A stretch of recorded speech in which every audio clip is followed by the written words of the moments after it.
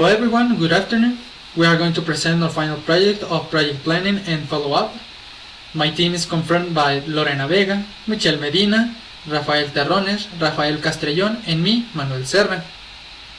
Must be mentioned some points in this kind of project.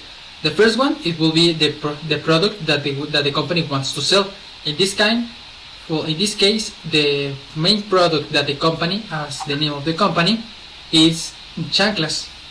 Also, every company, or supposedly every company that we know, must have a mission, a vision, values, objectives, and some strategies. Through these strategies, the company will be able to reach these strategies, these objectives that the company proposed themselves.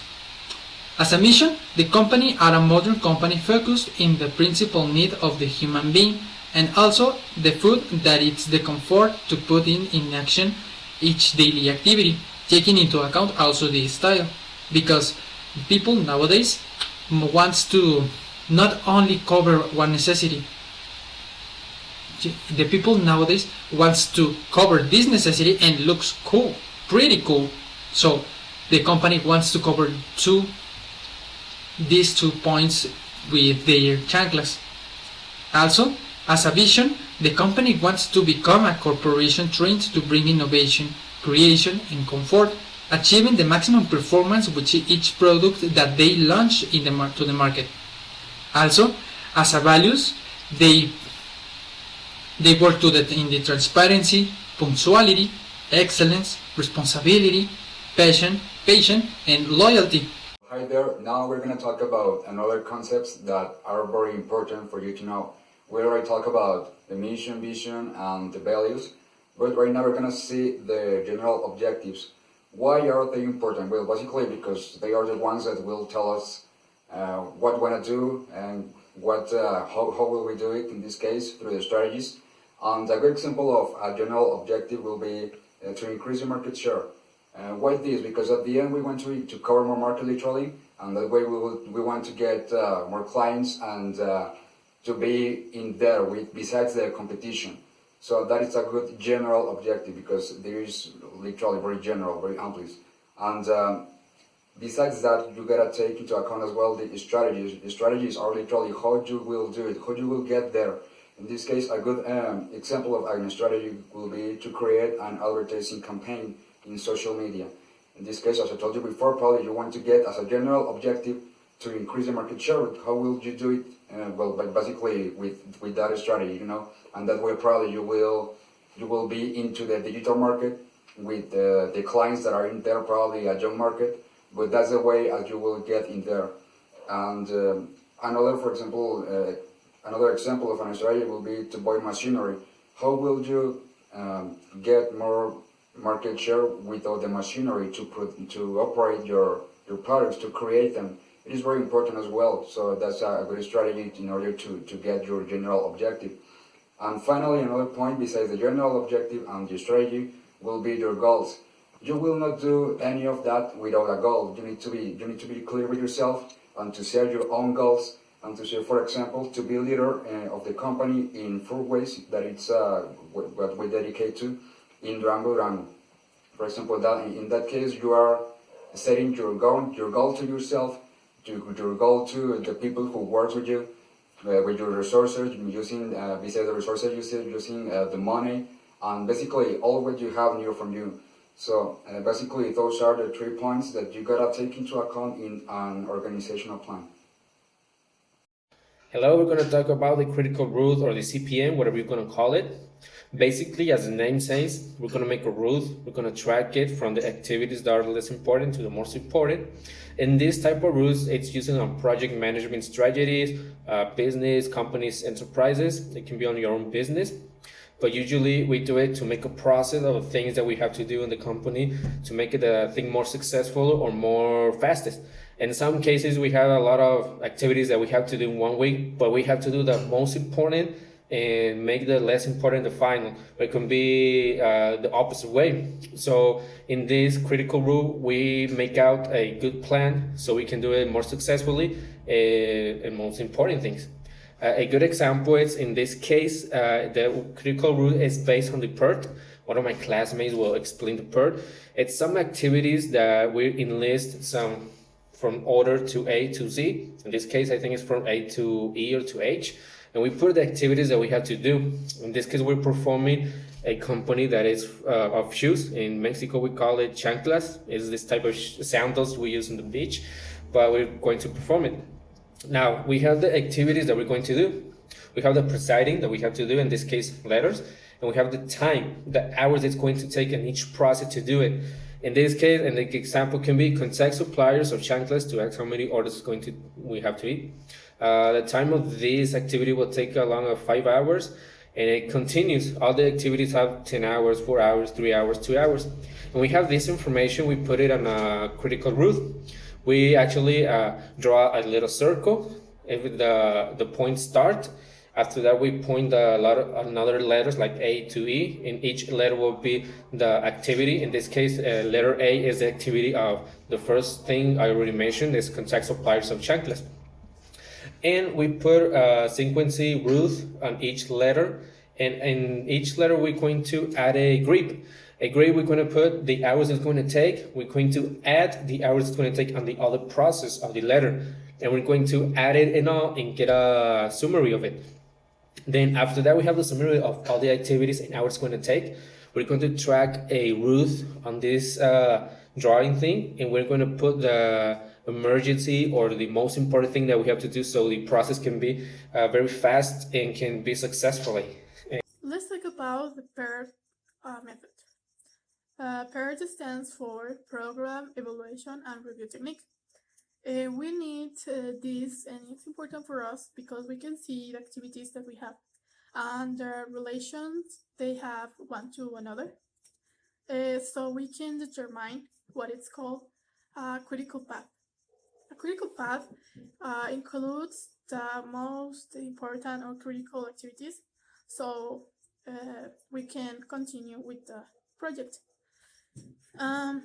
This is important because if we have an activity that is not done, we may have problems to continue. And if this critical activity is not done, you will have problems with all the following activities. So that's why it's important to make a PERT. Well, what do you need to do this diagram?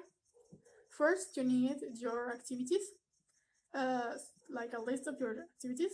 Also, you will assign a letter for each activity. Okay, so I'll give you this example of a cake. A cake may have several steps.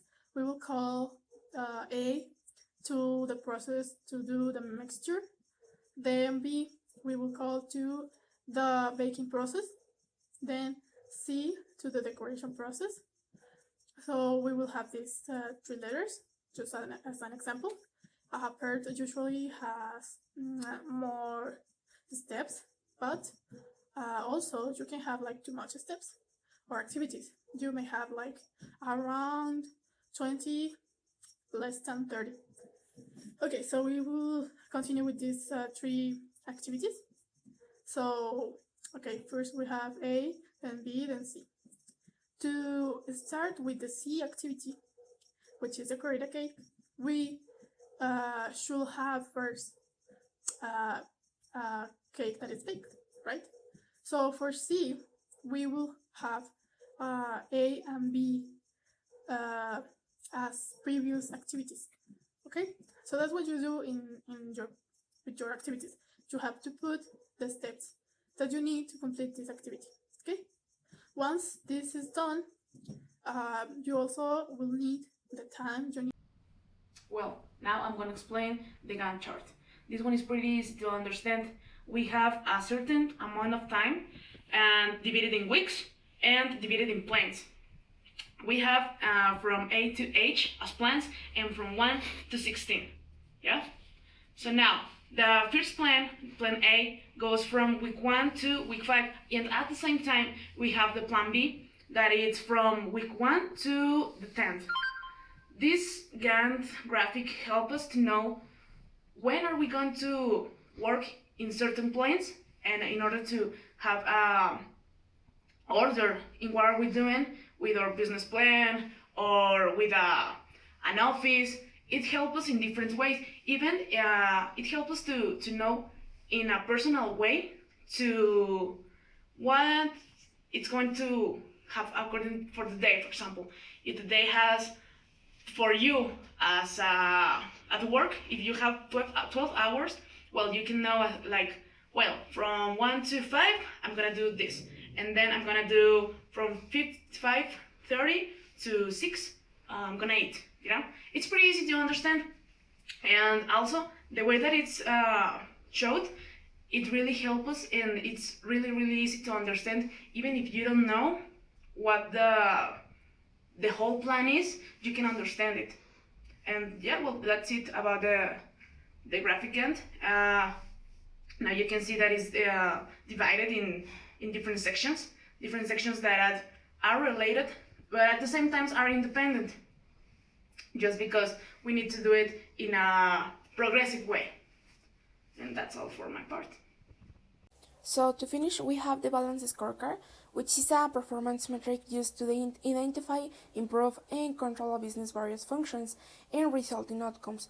So the balance scorecard involves measuring for main aspects of a business that are learning and growth, business processes, customers, and finances. So this tool is quite helpful that we have a lot of variety in every scenario. To start with this, it's necessary to have clear the objective from the company.